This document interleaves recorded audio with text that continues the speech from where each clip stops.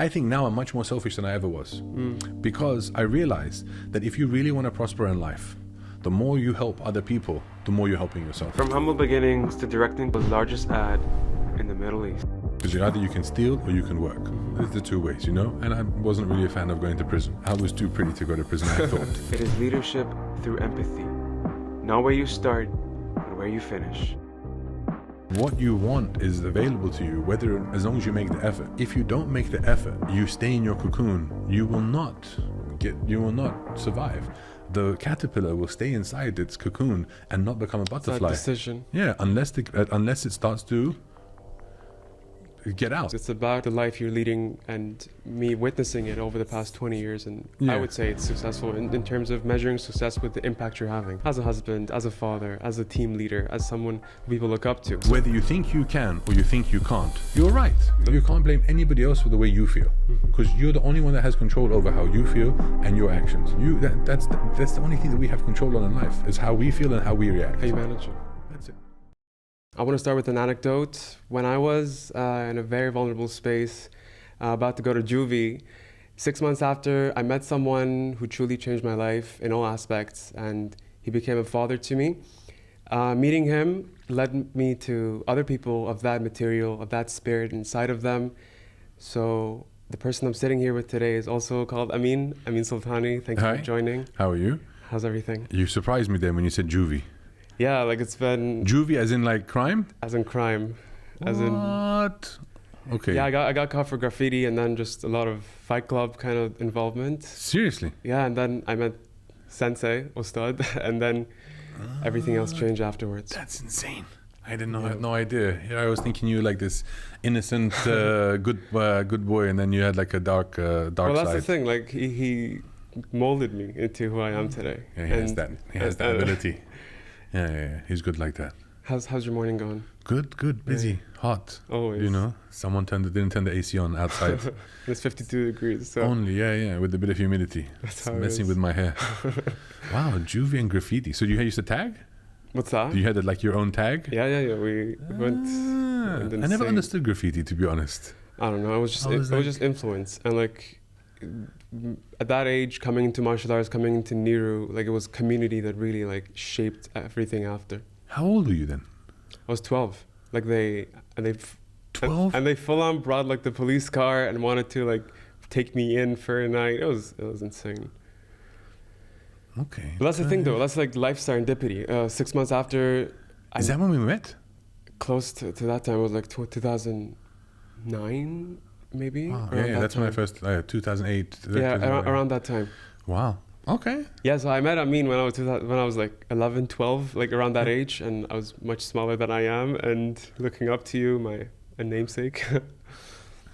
Nice. Yes. Okay. That's a crazy small world. Right. I mean, like crazy. I never knew that about you. All right. Yeah, and you were molded by Ostad. Yeah. My sensei. Yeah, my uncle. Yes. He has that ability. He definitely helped people. Definitely. A lot of people. And I feel like that's the thing we want to explore today at like in our community, in terms of anyone who doesn't have like a person like that to reach out to, or trying to manifest someone of that nature, and really has to draw into their own spirit and their own strength, resolve, whatever it is. Especially in the COVID era with lockdown, so many of us experienced like true isolation, maybe for the first time for some people. Okay. And with your novel story, I know there are instances of that you've felt, and I'd like to start with your upbringing, because it's also my upbringing. It's also interesting. So I was born in England, raised in England, in London, from Iranian parents. But yeah, I was born in '79. It makes me a bit old. Growing up in the '80s in England was a little bit more. I'd say a bit rougher than I would have liked, especially because when you're going to school in primary school, on the news was Iran-Iraq war. Right. So they thought you were a terrorist and an Arab or whatever, and killer and all that kind of stuff. True. Which was not great, and kids always make fun of Iran, Iraq, and everything. No, we still have that in Canada. You still have that, but then it doesn't. You think it would change, but not so much. And then every movie was always the Iranian terrorist or the Iranian this, or, you know, it was like everything you'd see was always the Navy SEALs trying to kill the Iranians, or, you know, Mujahideen, Hezbollah, that kind of stuff. So that was interesting. And yeah, like my parents separated when I was a kid. So my dad raised me with the best he knew how. Not the best of ways looking back at it, but like I said, the best he knew how, as a single parent, as a father. So yeah, I had ups and downs, and my run-ins with a bit of crime here and there, trouble in schools. Yeah, it was a weird thing. Went off and tried to become a football player. As a goalkeeper, that didn't work out as best I wanted because it broke my hand. Had a metal plate inserted in it, so that ended my dreams. But if I'm honest, I think it was never going to happen before that anyway. Right. But it's good to have that as an excuse. You never know, yeah. Yeah, it's like, I would have made it if it wasn't for the injury. United might have been coming for you. Huh? So United might have been. Well, I'm a Liverpool fan, so I would never have gone to United. Well, for the right price, maybe. Yeah, so then that happened, and then I was always into film as a kid. I used to work in a video shop, and I just veered off in that direction, working on features and commercials, and as a runner, making coffees and getting lunches for people, and then just built my way up into that industry. And like I said, I did like 5 feature films in England when I was a kid in my late teens, early 20s, like Nanny McPhee, Phantom of the Opera, Charlie and the Chocolate Factory, Wimbledon, Vanity Fair, and then moved to America. And never thought I'd leave England, never thought I'd move to America. Lived on the East Coast for 4 years. And then that's where you really got into photography. And yeah, that's right. I mean, I did photography and art in art college in London. Right. I went to art college there, did it for a year, and never pursued it anymore because I was studying graphic design, and it was quite I remember boring. when I met you, like I was still like in the phase of should I get like full frame or crop frame, and you had this like crazy full frame. And like always full frame. You have to always, because you want the most images you can, unless financially you can't. Right. But always go full frame, because why crop anything? The first time I saw, like, I don't know if it was like Canon. I had the Canon 5D. I think it was. I was like, wow, I've never seen one of those. So. Yeah, that was then. Now I've moved on to Sony. Okay. But no sponsors here. But yeah, no sponsorship. Yeah, unless they want, again, But we're being filmed by Sony cameras, so yeah. We're open to it, just not Nikon, I don't think. No, we'll see. Okay. But yeah, I did photography in art college, but this was way back in the day, like so we're talking 1998. So we were developing our films, photography, black and white photos, in a dark room, get the chemicals. Yeah, so it was really that was fun. It was interesting. You appreciate the effort into it, the subtleties of it.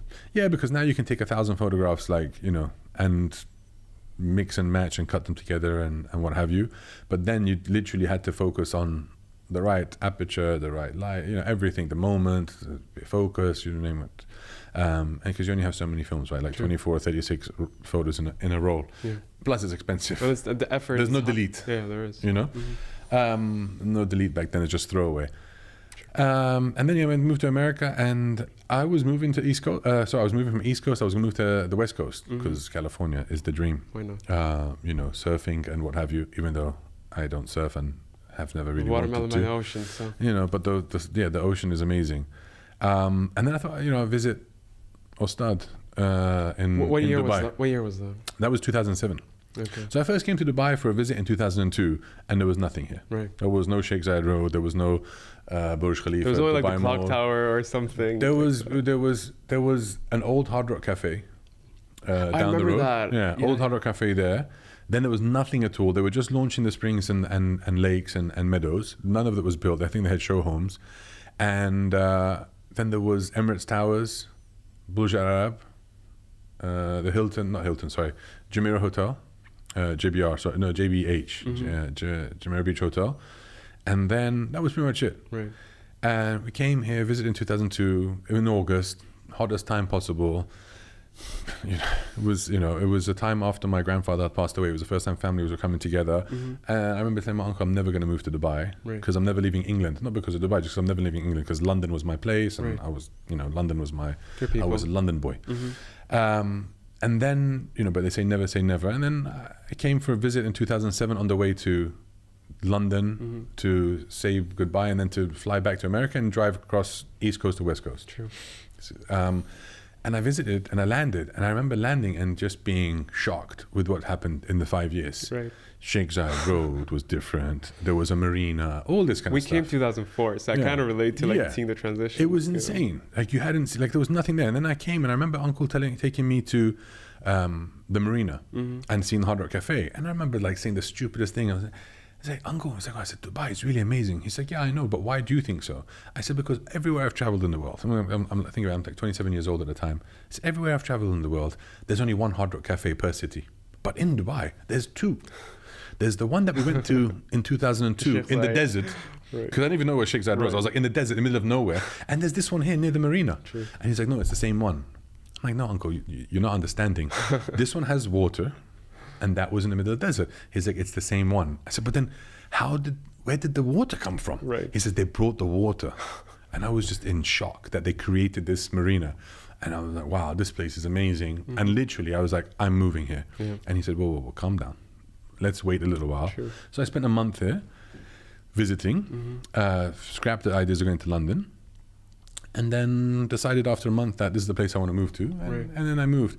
But I was lost as an individual. Not sure exactly what I wanted, had dreams of films and directing and what have you, but never really had a place to go, and didn't really have a belief in life and family, and never wanted to get married, never wanted to be a father, never wanted to be a husband. I'm just going to politely interrupt you here. Yeah. I'm going to do a quick flash forward to who you are today. And it's not about like the accolade, it's about the life you're leading and me witnessing it over the past 20 years. And I would say it's successful in terms of measuring success with the impact you're having as a husband, as a father, as a team leader, as someone who people look up to. That's very nice of you to say. Thank you. Well, I mean that genuinely. Yeah. And what we want to like really discuss with your story today, I mean, is going from that hopelessness aspect of it in any scenario, whether it's a pandemic or whether it's just life just pushing in the corner, somehow opening yourself to something's going to happen perhaps, and then letting life unfold. Right. Okay. And you had that moment when you were 27? So it was when 27 when I came here, and when I moved here, I wasn't a believer in God or religion or anything like that. I didn't follow any particular faith. And you don't have to. I think it's just you don't have to. It's just something that, but I was very much a selfish, you could say a selfish individual. Didn't think about other people, helping people or anything like that. It was just like, what can I get out of this, and what can I do for me, and how is this benefiting me? Like being this podcast, I would never have done it then, because what do I get out of it? Right. I would have, and now I'm going to get out of it, just helping, and there's different things and there's different aspects, like just meeting somebody here, just meeting people around. Right. You build relationships. But then I'm just like, I'm not going to get anything financial, but no material. That was the way it was, right? It was material or financial or something. So I would. The metrics were different. Yeah, it was just a different thing. So I remember saying to Uncle, like, I do for me, and that's it. Right.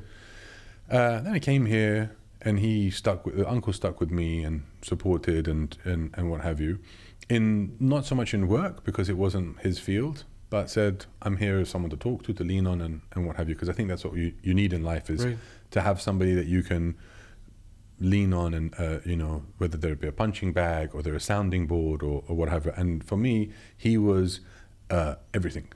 Like he was a punching bag, both physically and verbally. I've and he's never responded. And just a caveat here. The person you're saying uncle, me saying sensei, this man is a martial artist. Like he's a grandmaster. He's a grandmaster and founder of Neo Martial Art. But in addition to that, he spent over 40 years training into judo, aikido.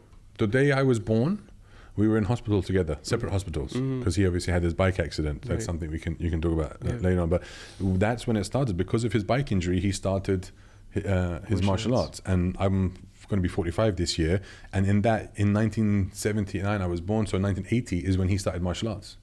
So from 1980 to now, that's 44 years that he's been practicing this form of you got to correct me about it, this is originally a Tibetan ancient martial art, which he has developed in himself. Yeah, exactly. So he's been doing it for over 40 years, and he's dedicated his life into it and helping people and generations, and he doesn't do competitions and go for the material and the accolades like that. It's just basically how to help different people. There's this quote by Alif Shafak where people, like, in the book, they're talking about Quran, like the holy book Quran, and he said, sure, you can read the book, of course, it has a lot of knowledge, but people that are walking around you are living Qurans. Like, they're living pieces of wisdom. Yeah. And sometimes at that level of impact, it doesn't need to be like grandiose, but it's like the legacy you're leaving with people, like bits of what you've inherited, and you're passing it on to where people need it. True. And I feel like this conversation today, us sitting together with perhaps crime or whatnot that has happened in our solo paths, people like Sensei have been that source of like inflection point, but then life just took a different turn. Yeah, I mean, it's depending on, like, each person, when you're not selfish, you realize, and maybe you don't realize it at the time, but then it's like the kind of words you said to me today in this view and before in the past, I had no idea that my actions would have had that kind of effect. And it's only afterwards that if you don't think about yourself in the moment and you just help somebody and just to help, then you have a knock-on effect in people's lives. And like I said before, I was saying that I was very selfish. I think now I'm much more selfish than I ever was, because I realized that if you really want to prosper in life, the more you help other people, the more you're helping yourself. True. So forget about trying to make yourself rich or try to prosper for yourself in the shallow way. Help many, many, many people. And the more people you help, then that karma will come back, and then you will help. You will in turn get benefit from it, because they say, like, you give to charity and then you get tenfold. Right. I'm willing. That's a great deal for me. I'm happy with that 10-to-1 ratio. Get that I help you now, and then 5-6 more people or 10 people help me. That's great. It's easy for me. That's the most. If you want to help yourself, or you want to be prosperous, and you want to be selfish, but be selfish by helping people. It's building systems and a positive feedback loop that then come back to yourself, be it whatever it is. Just help other people, and it will come back to you eventually. Yeah. And just don't think when. So like I said, I came here in 2007, and I was just like, I was working hard, and I had a work ethic. I always had a good work ethic, because I always used to work, because it was just what I was instilled in as a young age. From not having, you just end up working, because either you can steal or you can work. There's the two ways, and I wasn't really a fan of going to prison.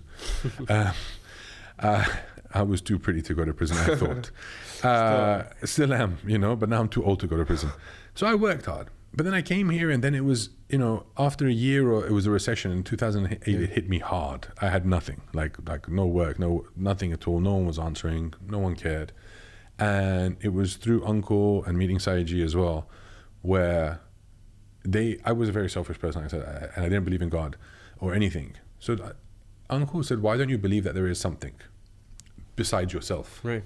Not a God, not a religion. Just believe that it's not just you in this universe. That there's more beings. It's not there's by something coincidence. else. It's not a coincidence. It's not just about you. Maybe there's something else. Go one day with thinking that there's something more. That's it. Just one day and see how you feel. Right. So I did. So the next day he's like, "How do you feel?" I'm like, "It was pretty cool. I'm not thinking about myself. I feel good that there's a purpose to what's around us." Sure. And we used to go for walks around the lakes in the springs. And that's where we grew up. That's where we grew up, exactly. And we would see the ants.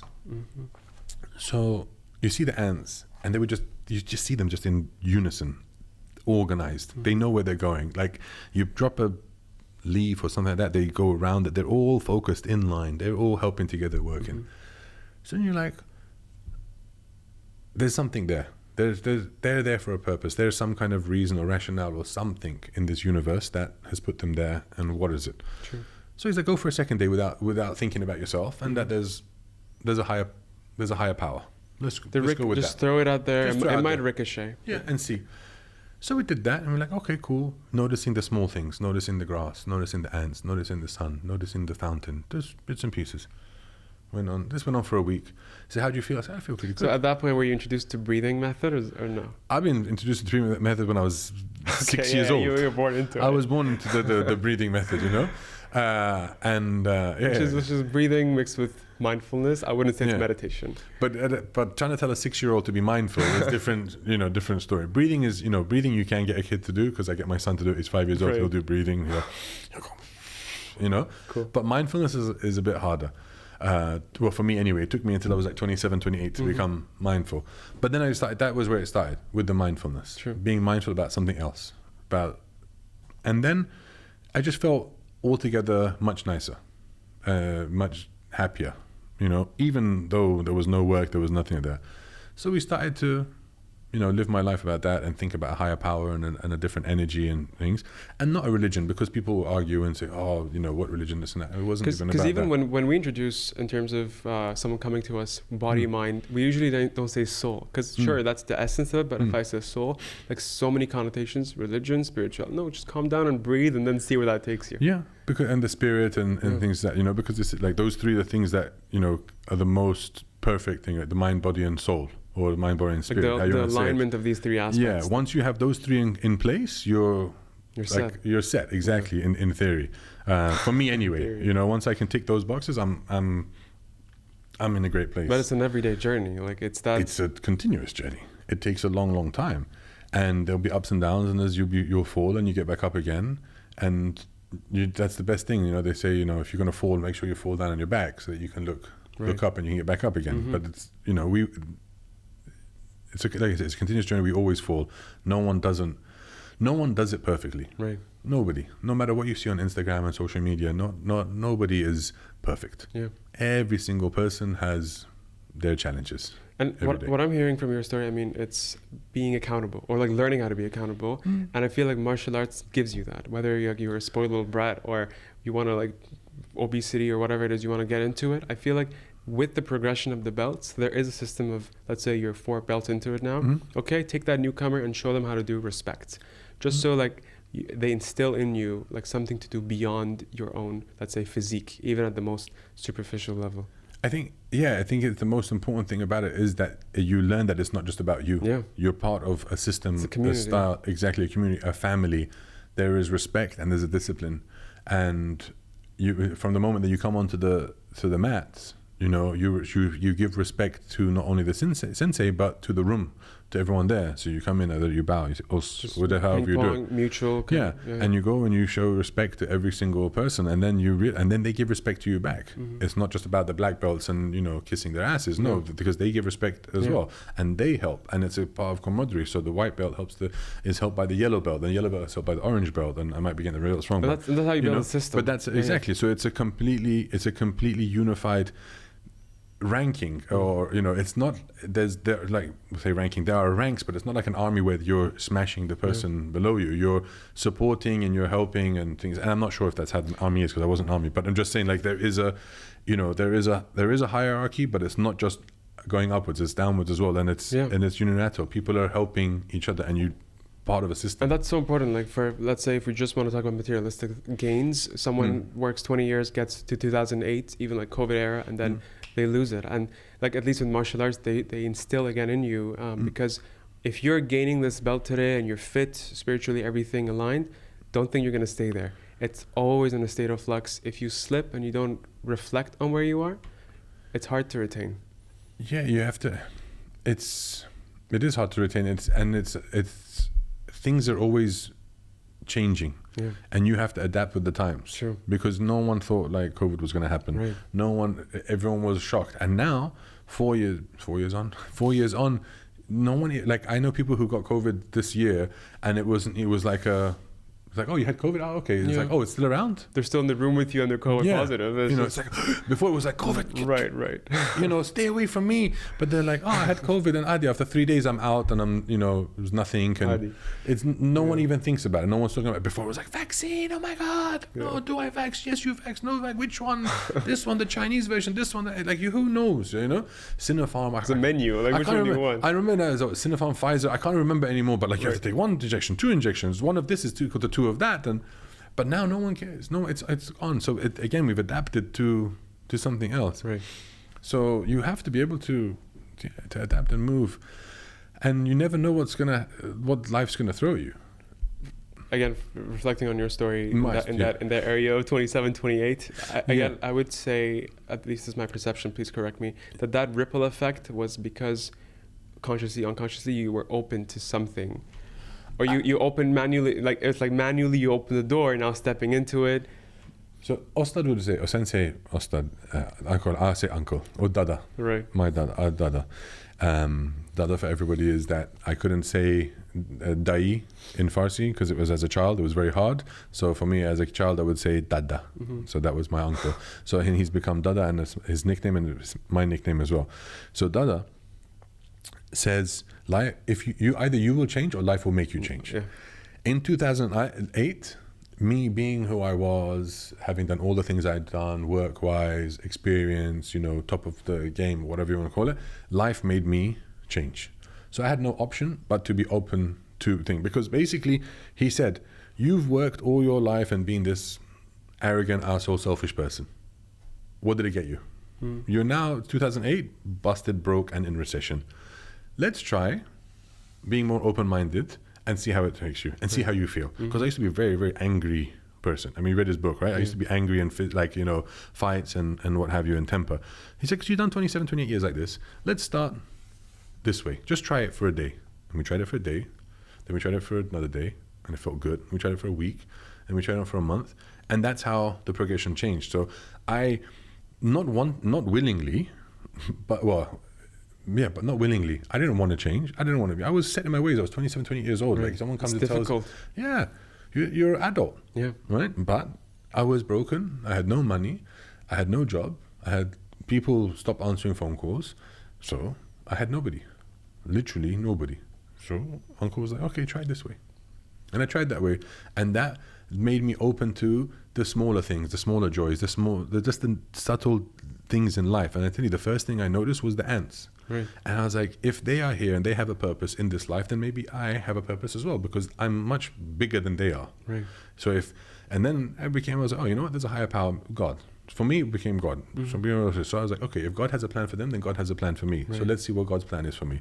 And I started being more open. And then when I started to become more open, helpful, noticing people, whether it was the worker who was working in the heat and, happy with content with his 3 or 4 friends, sitting under a tree, sharing a meal and one bottle of Fanta, and I'm there complaining that I don't have money to go to whatever clubs and bars and restaurants or whatever, when they're having together are enjoying a 20 dirham meal with between 5 people, and I'm like, I can't have my Starbucks cappuccino for 25 dirhams with coconut, milk and thing. It hits you. Right. You're like, dude, seriously? This is what you're complaining about? So that changed things, and then once I changed, then opportunities opened up to me that I didn't even know or didn't expect, and more opportunities came up, and then the more I was open to it, the more came to me, and the more I helped other people, I noticed the more it echoed back to me, and unknowingly, and I helped you or spoke to you not because I wanted to, because he spoke to you and you were his student. So I was like, all right, out of obligation, respect to him, I will help you. I'm going to go on a tangent. I'm going to go on a tangent because of what you just mentioned. When I moved to Canada in 2016, very depressed and homesick. And it wasn't because of community, friends, Dubai, all this stuff. It was because the people who had, again, molded me into who I was separated from them. And at that moment in 18, 19, physically, I couldn't bear it. Today, I might not see a person for 5 years. They're still here. So that's when I reached out to you because with the videos. The videos and I mean, Iron Panda journey is a whole different topic that I'd like to touch on. But it's for that person who's stuck again, not knowing how to make that transition, not having an uncle sensei kind of figure. What would you recommend in your experiences to make that shift? So I think because when you're open and opportunities come, LinkedIn, whatever, knocking on your door, that's beautiful. But again, when you're in that room, basement, making 9 to 5 rent, whatever, but again, willingness to, something might happen if I'm just mentally there. So the thing is, you don't have to have a mentor who is within touching distance, or even someone you can call. We live in the age of technology. I mean, when I was growing up, we didn't have mobile phones, to be very honest with you. I got my first mobile phone when I was 16, 17 years old. That's a different story. My son uses iPads and things like that. So people will say, that's terrible, kids are this, and technology is ruining life. But, okay, yes, everything has its goods and bads. Food has its goods and positives and negatives, and same thing with water. And, you can drink too much water, and it's even bad for you, even though it's the most pure thing in the world. But with technology, you have at your disposal, at your fingertips, the ability to research and to find mentors Right. from 1,000 years ago, 2,000 years ago, whether you want to be a Stoic, whether you want to talk about Einstein. Confucius. Exactly. Whether whoever it is you want to be, maybe it's Mary Angelou, maybe it's Oprah, you can find whichever type of mentor you want.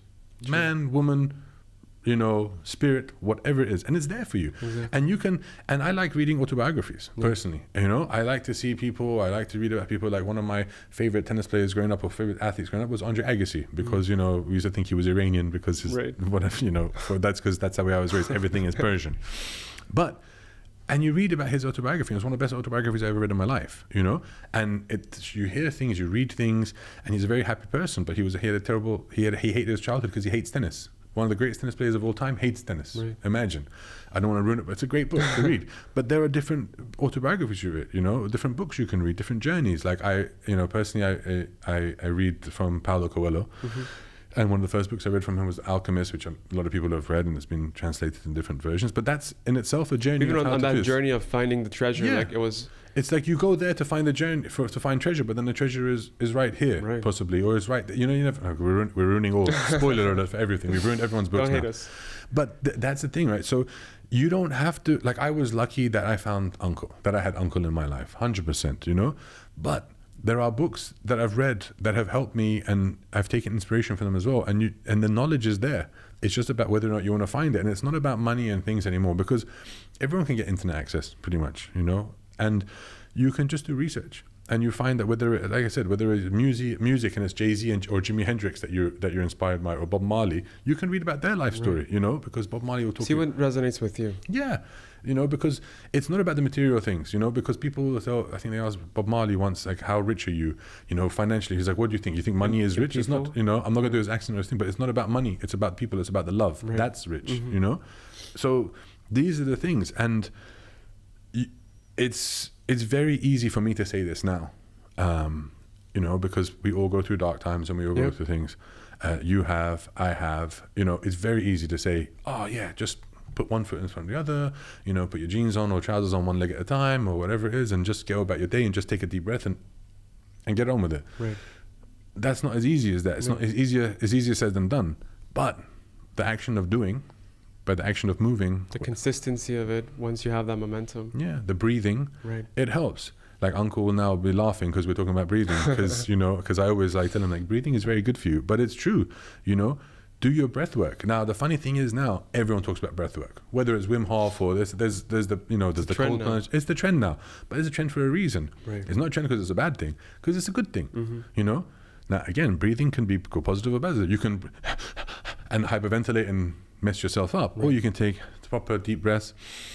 You know better than me. You take breathe in, let it out, 3 release, or 5. 3 release, right? I should make sure I get that 3 right. 3 release, 1 release. 3 release, 1 release. Those things all help. But basically, to go back to, not to waffle on, but what you want is available to you, as long as you make the effort. If you don't make the effort, you stay in your cocoon. You will not survive. The caterpillar will stay inside its cocoon and not become a butterfly. It's that decision. Yeah, unless it starts to get out. So a lot of people, this might be COVID related or not, are stuck in indecision.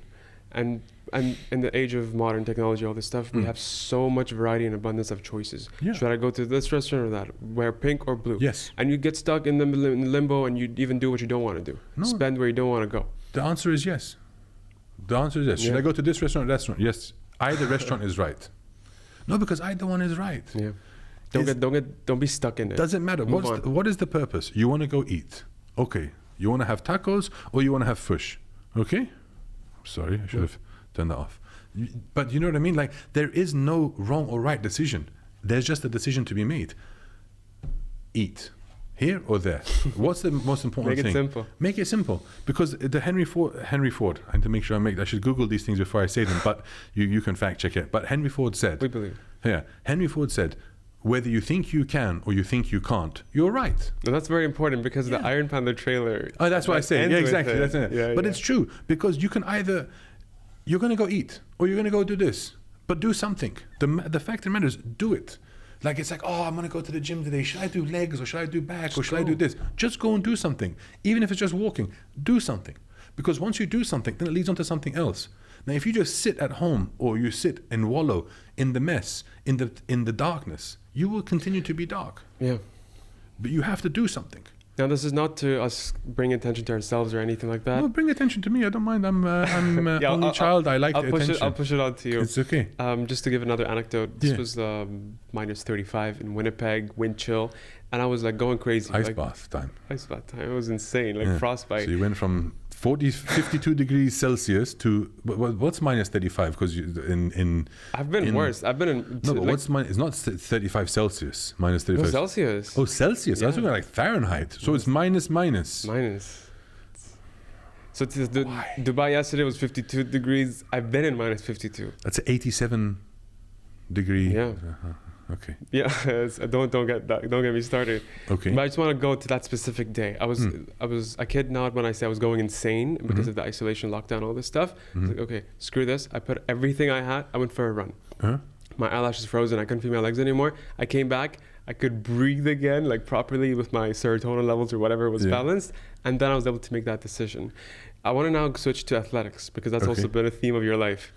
I mean, bits and pieces, yes. I've done a little bit of sports here and there. Bits and pieces means he's completed Ironman. Half Ironman. Okay, Ironman. Only half. Because I didn't finish the full Ironman. I stopped on the run. Right. Yeah, I stopped after 22 kilometers on the run.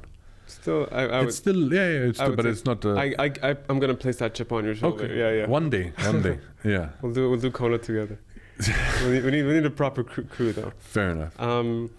Something I've seen in my community as well is when you're stuck in that decision, you don't have that mentor, whatever it is, that obstacle. Athletics can become a tool for you to make proper decisions, to calm yourself. Because some people, when they have burnout, they're so heated that they don't know what the next step is. And I mean that literally in your body.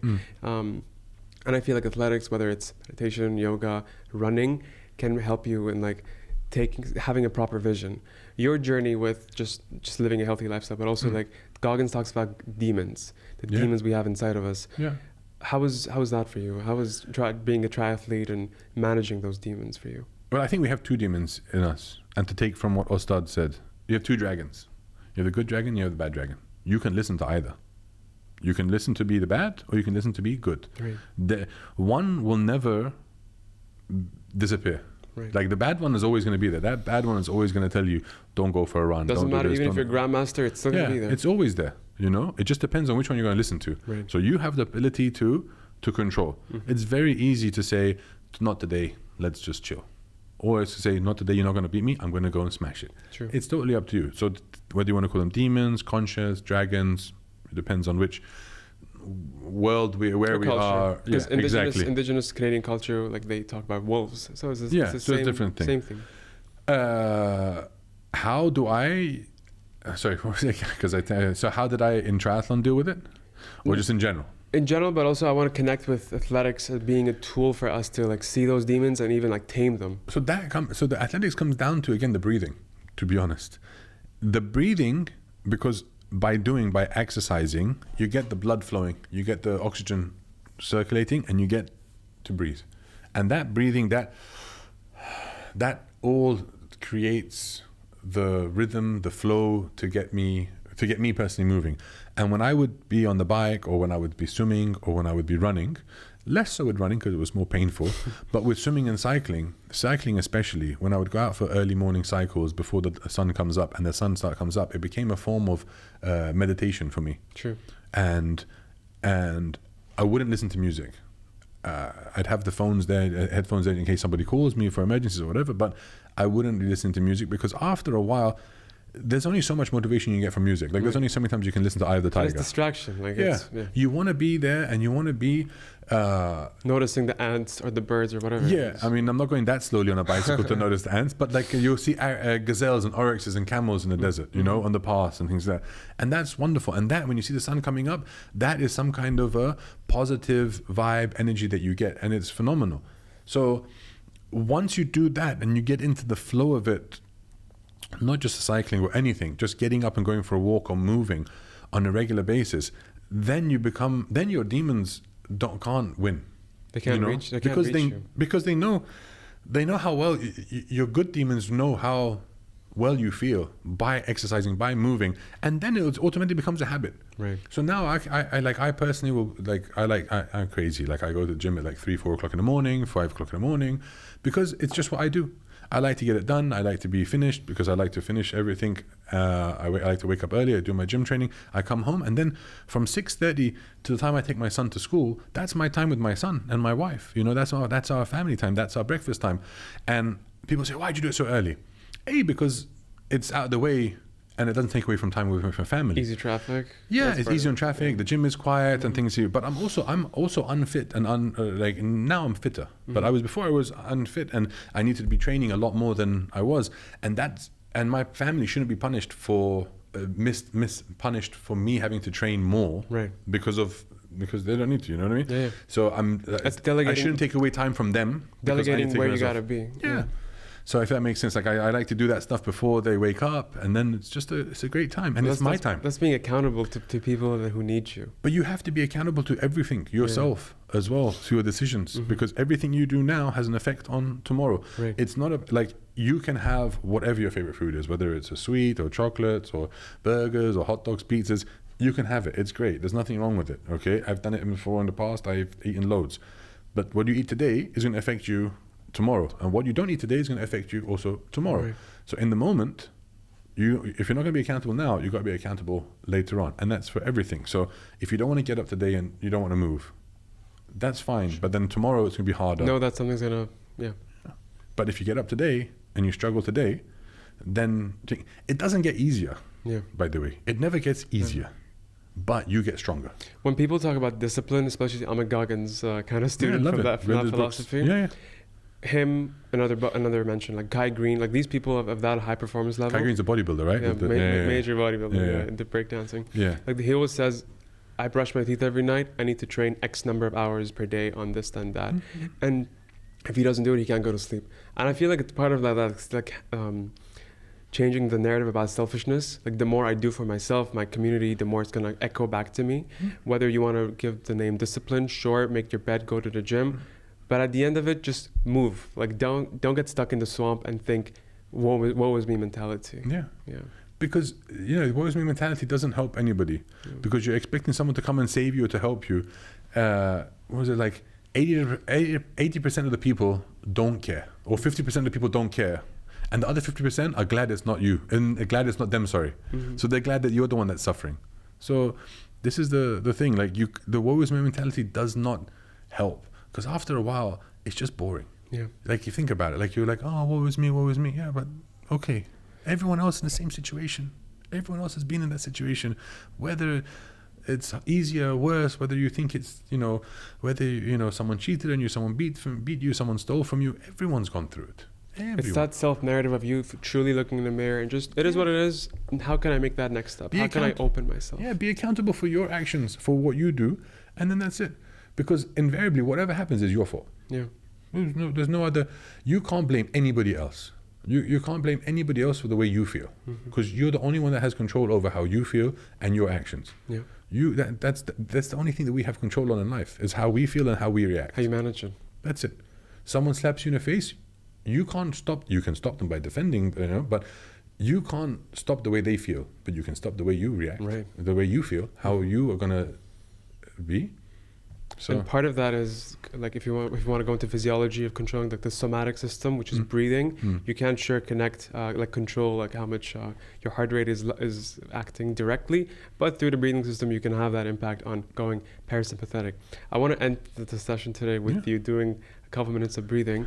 Me doing breathing. You should be doing the breathing and guiding. Both of us. You're the expert. Okay. But something before we wrap up. Yeah. I want like your 2 cents in terms of, or more than that, in terms of an actionable item I can do today, whether I'm a father, which you have experience with, whether I'm a provider, people depend on me, or even as a student. And because a lot of people, like in Canada now, we have a lot of international students who are like right off the bat need to take so much more than what they've been exposed to.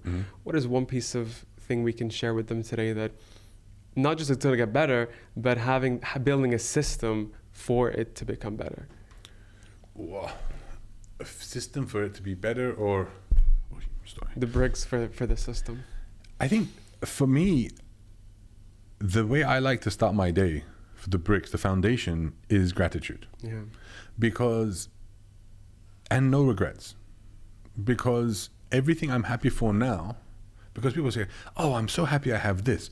But if this hadn't happened, I would have this. But here's the thing, it's a butterfly effect. For me, everything I have for now that I'm happy for, I have to appreciate and accept and love. My son, my wife, my work, all that kind of stuff, my health.